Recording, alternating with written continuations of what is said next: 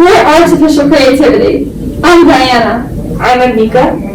I'm Mark. And I'm Isha. So to begin, we have my robot, which is a hologram narrator, and it uses an IR thermal sensor to track humans and follows it with its eyes.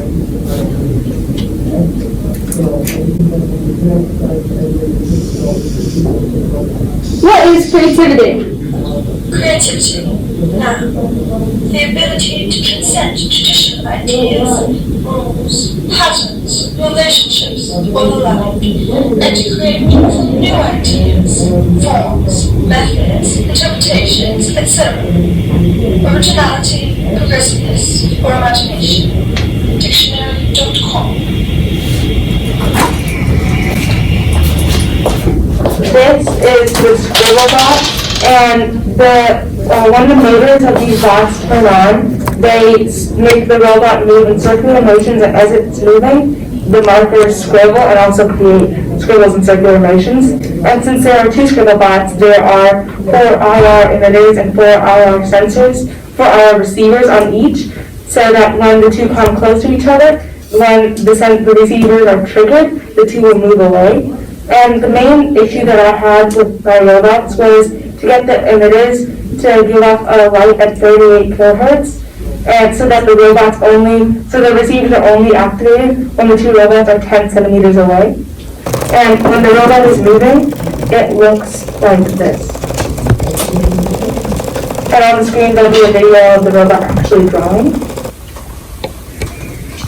For my robot, for my first connection with Anika's project is that I have a Raspberry Pi with a camera here, and this basically will send information that from the color that is most abundant from her picture that she drew, and into this serial connection on my computer. And right now I'm having a little bit of difficulty on the receiving end, but basically what it's supposed to do is that it has this color, and it's the color that's most abundant, and it sends it on my computer. And then I have a Pi script that has wireless keyboard and mouse control that basically generates an AI-based that uses an AI-based software to generate a piece of new music that is combined with a type of genre related to the color.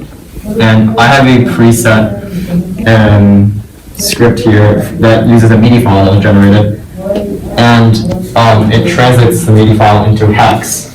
So that's how I'm able to actually play the instrument. Pretty cool. And aside from that, the biggest problem that I faced was definitely trying to transition between each of the steps, because it was very difficult for me to actually translate the MIDI into hex and put it in my Arduino, and also get this serial communication working. So yeah, thank you.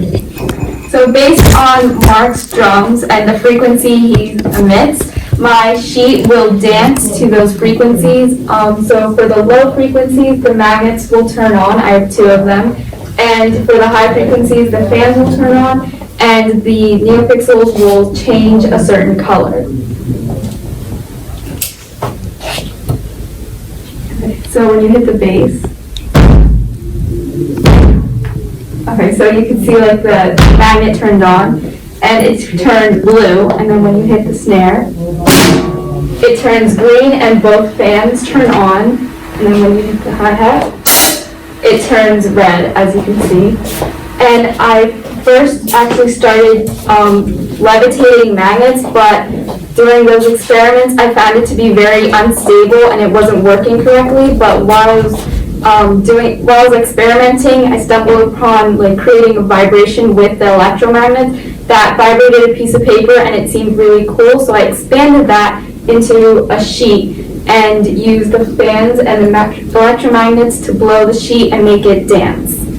And how we overcame COVID by splitting into kind of 4 different sections that are still interactive and cohesive, and elaborate on our theme of creativity.